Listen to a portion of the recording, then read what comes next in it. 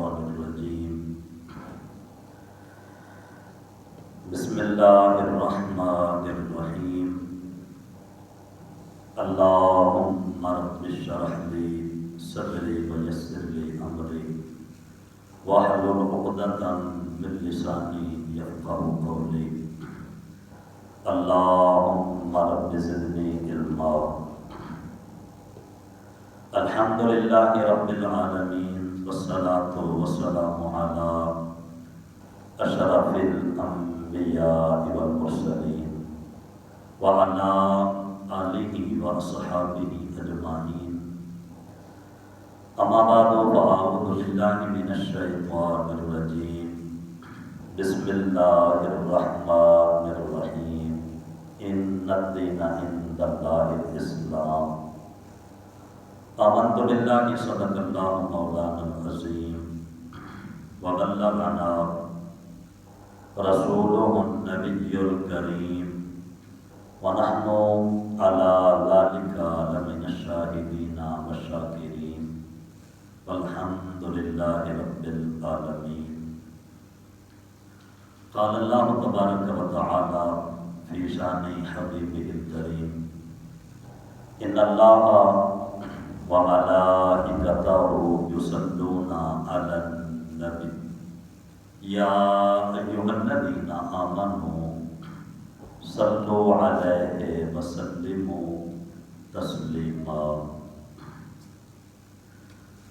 اللهم صل على سيدنا ومولانا محمد وعلى آله وصحبه سيدنا ومولانا محمد وبارك وسلم وصلي عليه. الصلاة والسلام عليك يا سيدي يا رسول الله وعلى آلك وأصحابك يا سيدي يا حبيب الله. الصلاة والسلام عليك يا سيدي يا رحمة للعالمين وعلى آلك وأصحابك يا خاتم النبيين. کوئی راستہ نہیں ہے دعا کے سوا، کوئی راستہ نہیں ہے دعا کے سوا، اور کوئی سنتا نہیں ہے خدا کے سوا. اس مٹی کے انبار میں کیا رکھا ہے، بس نام محمد نے سجا رکھا ہے. ہماری بے وفائی پر بھی وہ اتنا پیار کرتے ہیں، اگر ہم با وفا ہوتے تو کیا ہوتے. اور کی محمد سے وفا تو نے تو ہم تیرے ہیں، یہ جہاں چیز ہے کیا لوح و قلم تیرے ہیں. اللہ رب العزت جل جلالہ اما نوالہ اعظم شانہ اتم برہانہ خالق کل مالک کل، حقیقی پالنہار ارحم الراحمین، رب کی لاکھوں کروڑوں حمد و ثنا.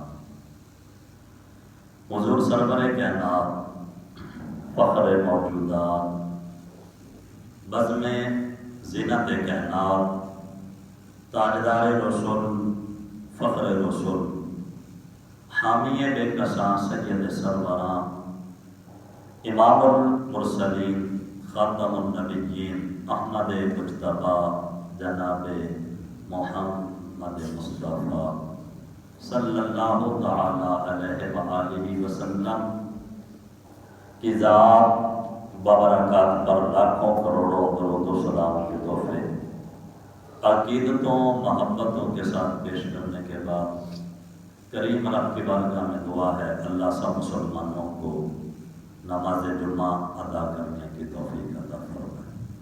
جس طرح رمضان میں جمعہ فرض ہے، اسی طرح شوال میں بھی جمعہ فرض ہے. اب مسجدیں رمضان المبارک میں مسجدیں آباد تھی. جیسے ہی رمضان رخصت ہوا تو مسجد سے مسلمان بھی رخصت ہوا. مسجدیں یہ صدائیں دیتی ہیں کہ رمضان تو رخصت ہو گیا، کیا مسلمان بھی رخصت ہو گئے؟ اللہ تبارک و تعالی ہمیں وہ رمضان والی جو عبادت کی لذت تھی غیر رمضان میں بھی عطا فرمائے۔ اللہ ہمیں اپنی مسجدوں کو آباد کرنے کی توفیق عطا فرمائے۔ اللہ ہمیں اپنے فرائض ادا کرنے کی توفیق عطا فرمائے۔ اللہ ہمیں دین اسلام پر استقامت عطا فرمائے۔ آج کے اس دور میں امت کے لیے سب سے ضروری چیز جو ہے وہ اتحاد ہے۔ امت مسلمہ کے لیے جس بات کی آج سب سے زیادہ ضرورت ہے وہ مسلمانوں کا اتحاد اور ایک ہونا ہے، اکٹھے ہونا۔ اور رسول پاک صلی اللہ علیہ وآلہ وسلم کی کامل سیرت، حضور کی صورت، حضور کی سیرت اور حضور کا طریقہ اور حضور کی سنت اگر امت کے سامنے بالکل کھول کر رکھ دی جائے تو امت آج بھی متحد ہو سکتی ہے۔ اقبال سے جب کسی نے پوچھا تھا کہ امت جو انتشار میں بٹی ہوئی ہے، ٹولے بنے ہوئے ہیں، فرقے بنے ہوئے ہیں، چار ادھر بیٹھے ہیں تو چار ادھر بیٹھے ہیں، اگر ان کو اکٹھا کرنا ہو، مسلمانوں کو اکٹھا کرنا ہو تو کون سی چیز مسلمانوں کو اکٹھا کر سکتی ہے؟ ان کی ٹولیاں ختم کر کے ان کو جمعیت دے سکتی ہے، اتحاد دے سکتی ہے؟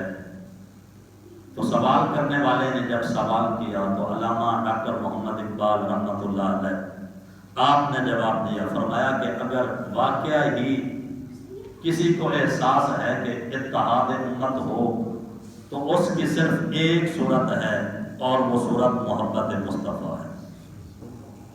مسلمان محبت مصطفیٰ کے اوپر اکٹھے ہو سکتے ہیں، عشق مصطفیٰ ہی مسلمانوں کو اکٹھا کر سکتا ہے، اس کے علاوہ اور کوئی صورت نہیں ہے کہ مسلمانوں کو اکٹھا کیا جائے۔ تو آج اس بات کی بہت زیادہ ضرورت ہے، حالات کو دیکھتے ہوئے، مسلمانوں کے حالات کو دیکھتے ہوئے اس بات کی بہت زیادہ ضرورت ہے کہ مسلمان ایک ہوں۔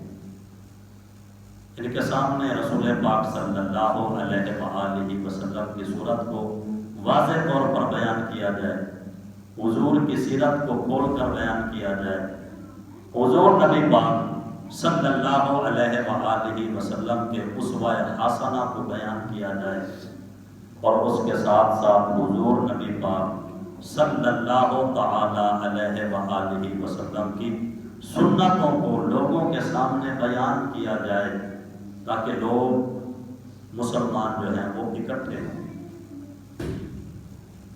اور اسی لیے اگر مسلمان چاہتے ہیں کہ عزت کے ساتھ، مسلمان اگر چاہتے ہیں کہ یہ عزت کے ساتھ زندہ رہیں تو ان کے لیے ضروری ہے کہ عزت انہیں ملے گی تو دین مصطفیٰ کے صدقے سے۔ عزت رب نے رکھی ہی دین میں ہے، عزت رب نے رکھی ہی اسلام میں ہے۔ جس نے اسلام کا دامن مضبوطی کے ساتھ پکڑا، میرے رب نے ان کو عزتیں عطا فرمائی۔ اقبال نے یہی تو کہا تھا کہ وہ تو تھے آبا تمہارے مگر تم بتاؤ کہ کیا ہو، یعنی وہ بھی تو مسلمان ہمارے آبا و اجداد تھے کہ جنہیں اللہ نے بڑی عزتیں عطا فرمائی تھی، بڑا وقار تھا۔ ہم بھی تو مسلمان ہیں، ہم بھی تو انہی کی اولاد ہیں، کلمہ پڑھنے والے ہیں، سارا کچھ ہے، تو پھر ہماری صورتحال مختلف کیوں ہے؟ ہماری عزت کیوں نہیں ہے؟ ہمارے درد کا لوگوں کو احساس کیوں نہیں ہوتا؟ تو فرمایا کہ اس لیے کہ تم دین اسلام سے دور ہو۔ عزت اللہ نے دین میں رکھی ہے، اور کلمہ پڑھنے کے باوجود پھر بھی اگر تم دین سے دور ہو جاؤ تو تم سمجھتے ہو کہ تمہیں عزت ملے گی، یہ تمہاری سوچ ہے۔ عزت تمہیں دین میں ملے گی، عزت تمہیں اسلام عطا کرے گا۔ اور یہی وجہ ہے کہ میرے مصطفیٰ کریم علیہ الصلوۃ والتسلیم نے ارشاد فرمایا کہ میری امت کی عزت کو اللہ نے اسلام میں رکھا ہے۔ جو جس طرح اسلام کے زیادہ قریب ہوتا جائے گا اللہ اس بندے کو عزت عطا کرتا جائے گا، اور جو اسلام سے دور ہوتا جائے گا رب اس کو ذلیل کرتا جائے گا۔ عزت اسلام میں ہے، تو اگر ہم چاہتے ہیں کہ ہمیں عزت ملے تو اس کی صرف ایک صورت ہے کہ کلمہ تو پڑھ لیا ہے تو اب دین اسلام کے اوپر عمل بھی کیا جائے۔ اور مسلمان حکمران کیسے تھے؟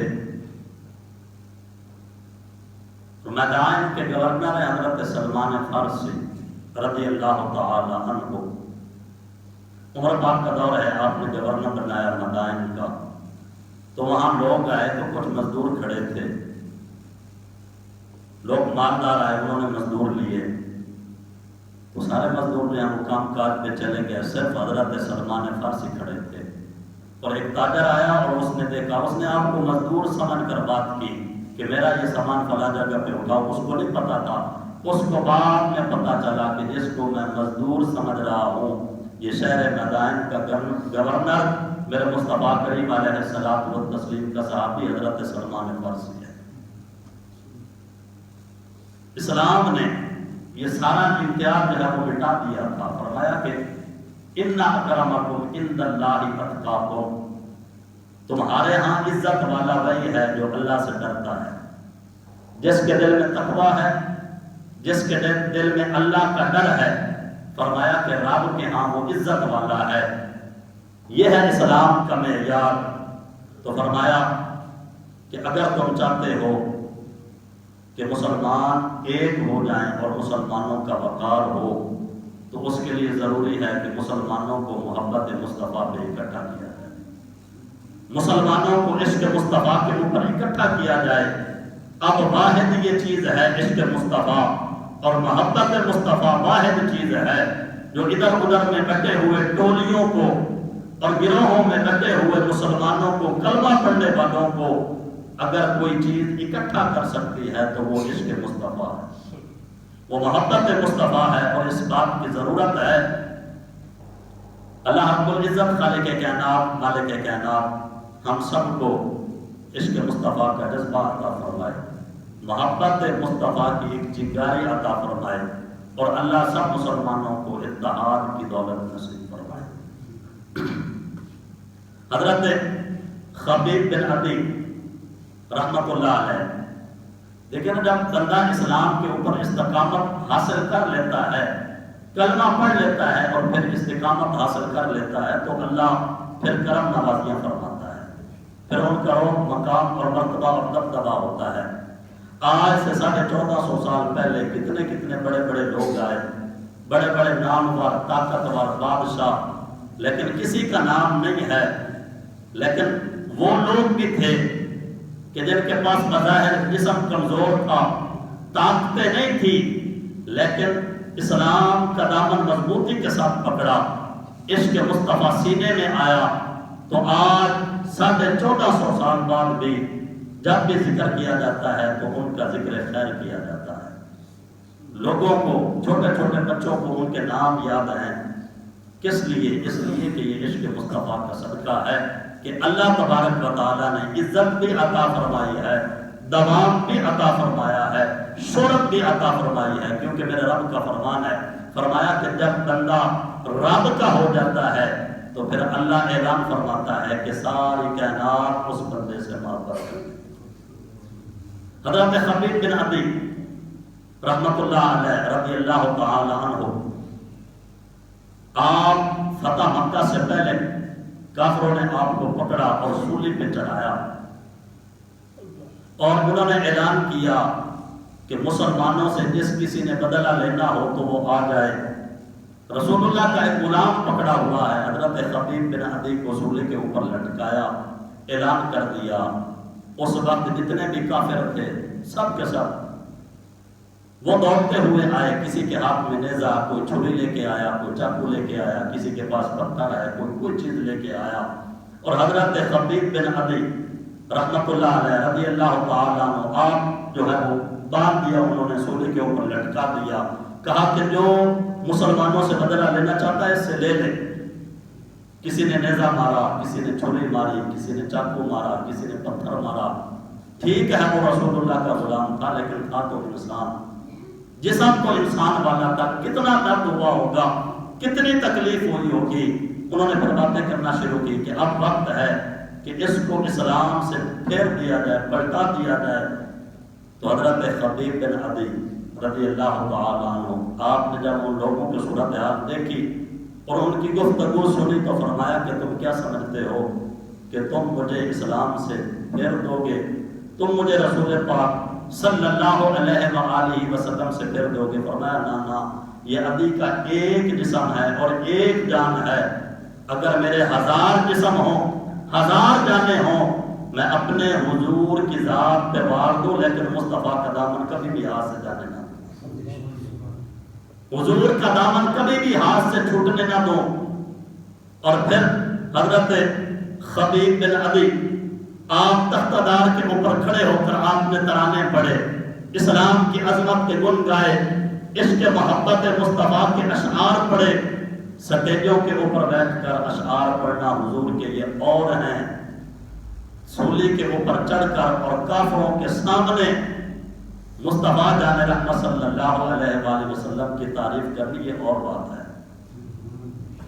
مسلمانوں کے سامنے بیٹھ کر اسلام کی دعوت دینا اور ہے، کافروں کے سامنے کھڑے ہو کر پھر اسلام کی بات کرنا کہ جن کے ہاتھ میں نیزے بھی ہوں، تلواریں بھی ہوں، پتھر بھی ہوں، ان کے سامنے اسلام کی بات کرنا اور ہے۔ اصل میں یہی صوفی تھے۔ آج کا جو صوفی بنا ہوا ہے کہ کہتا ہے جی اسلام تو کسی کو کچھ کہتا ہی نہیں ہے، اسلام کے ساتھ جو مرضی ہو جائے، اسلام کسی کو کچھ نہیں کہتا، اسلام امن کا درس دیتا ہے، صوفی اعظم کی محفلیں کرانا، یہ صوفی نہیں ہے، بلکہ صوفی تو وہ ہے کہ جو اپنے جوتے کو حکم دے اور بت پرست کو نیچے لے کے آئے۔ صوفی جناب حضرت سیدنا داتا علی حجویری ہیں۔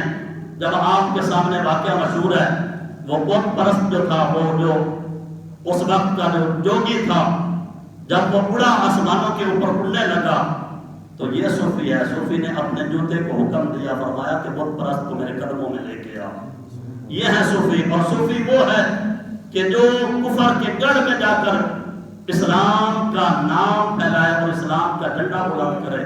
حضرت خواجہ حسن سنجری، خواجہ اجمیری، خواجہ غریب نواز رحمت اللہ علیہ، آپ ان کافروں کے سامنے جا کر بیٹھے، ان کے جو ہے وہ علاقے میں جا کر بیٹھ گئے۔ وہ کہنے لگے بابا کدھر آیا ہے؟ فرمایا کہ بابا آیا ہے تو بابا اسلام کا کام کر کے جائے۔ یہ ہے صوفی۔ اور صوفی تو حضرت میاں میر رحمت اللہ علیہ یہ تھے صوفی کہ شاہ جہان بادشاہ حضرت میاں میر رحمت اللہ علیہ کے ساتھ ملنے گیا تو آپ نے نا اپنے دروازے کے اوپر غلام کھڑا کیا، فرمایا کہ کھڑا ہو جا، کسی کو آنے نہیں دینا، اور آپ اپنا کمرہ چھوڑ کر چھت کے اوپر چڑھ گئے۔ اور وہ بادشاہ جو تھا وہ ادھر ادھر کا بادشاہ نہیں تھا، شاہ جہان تھا، پڑھا لکھا تھا، سارا کچھ تھا۔ کہنے لگا، اس نے نا آواز لگائی، وہ کہنے لگا کہ یہ کب سے طریقہ ہوا ہے کہ بزرگوں کے دربار کے اوپر دربان کھڑا ہو؟ ہم نے تو کبھی بھی کسی بزرگ کے دروازے کے اوپر دربان نہیں دیکھا، اللہ والوں کے دروازے کے اوپر دربان نہیں ہوتا، یہ کون سا طریقہ ہے؟ تو حضرت میاں میر رحمت اللہ علیہ آپ نے اوپر سے آواز دی، فرمایا کہ دربان کو رکھنا پڑتا ہے تاکہ کوئی دنیا کا کتا کسی اللہ والے کی دہلیز کے اوپر نہ آئے۔ لیکن وہ بادشاہ جو تھے وہ محبت کرتے تھے علماء سے، اللہ والوں سے محبت کرتے تھے۔ فرمایا کہ بادشاہ کے نیک ہونے کی نشانی یہ ہے کہ بادشاہ اللہ والوں کی بارگاہ میں جاتا ہو، اور ولی کی، عالم کی اور صوفی کی نیک بختی یہ ہے کہ وہ درباروں سے دور رہے۔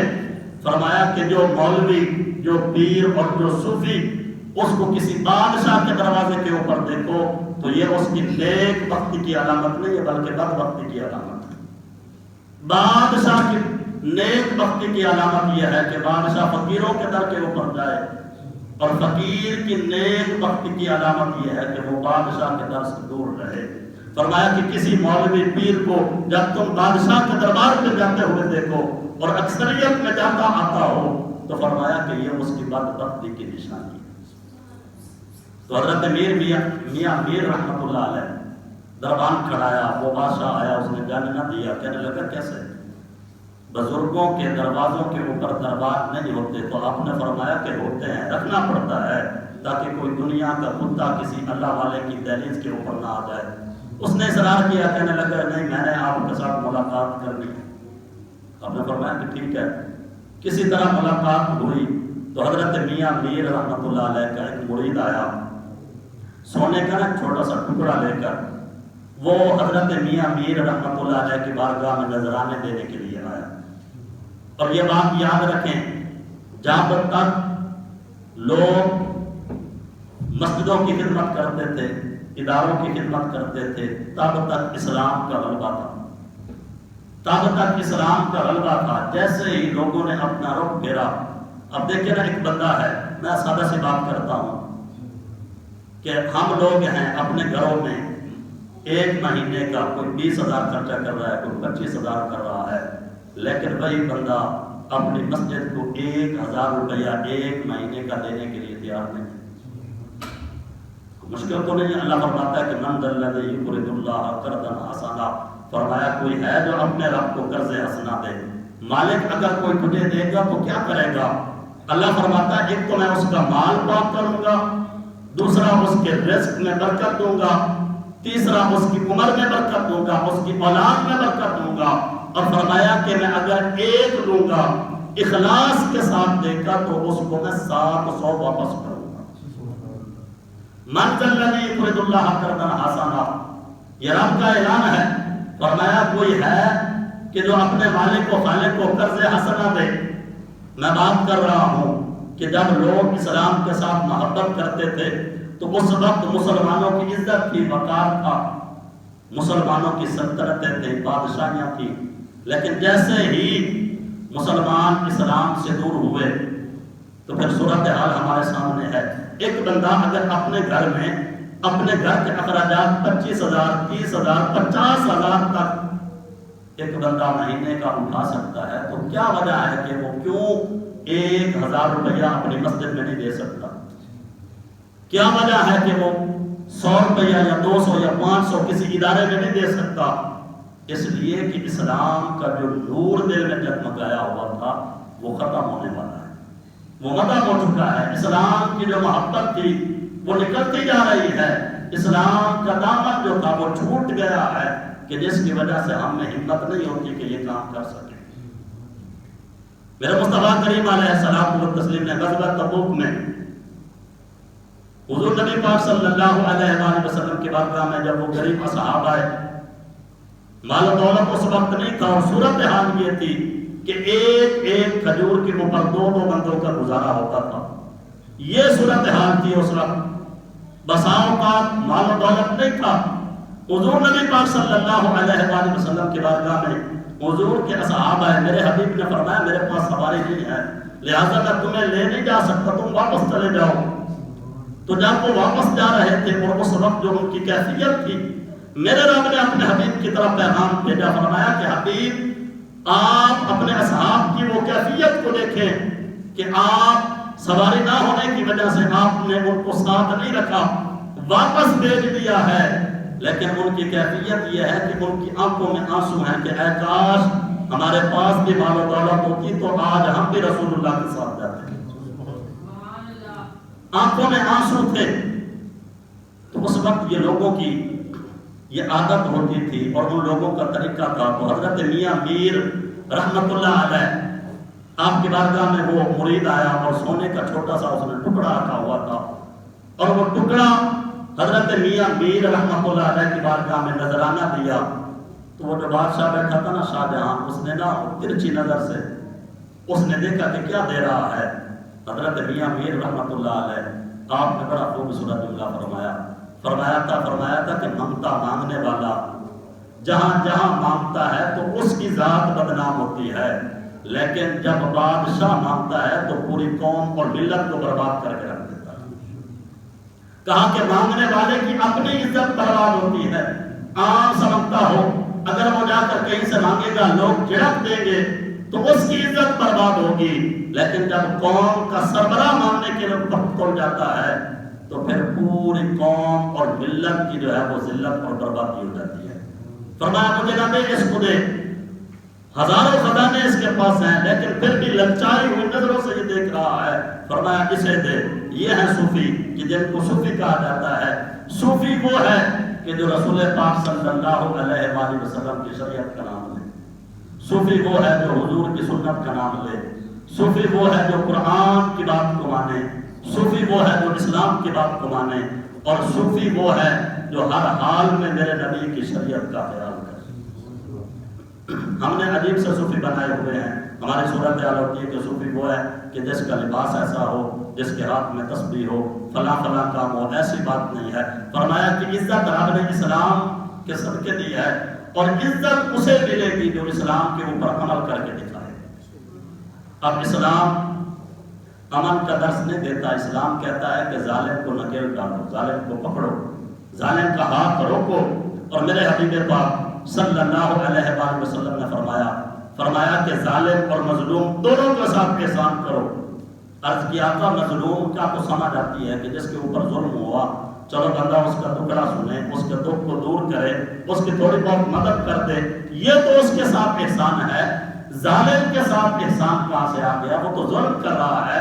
فرمایا کہ ظالم کے ساتھ احسان یہ ہے کہ اس کے ظلم کو روک دو، یہ اس کے ساتھ احسان ہے۔ اللہ رب العزت خالق کائنات مالک کائنات ہم سب کو دین اسلام کے استقامت عطا فرمائے۔ ہم نے کلمہ پڑھا ہے تو ہمارا حق بنتا ہے کہ ہم کلمے کے تقاضے کو پورا کریں۔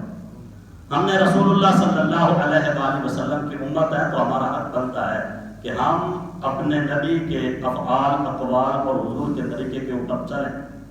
ہمارے پاس قرآن کتاب ہدایت کی صورت میں آیا تو ہمارا حق بنتا ہے کہ ہم قرآن سے ہدایت حاصل کریں۔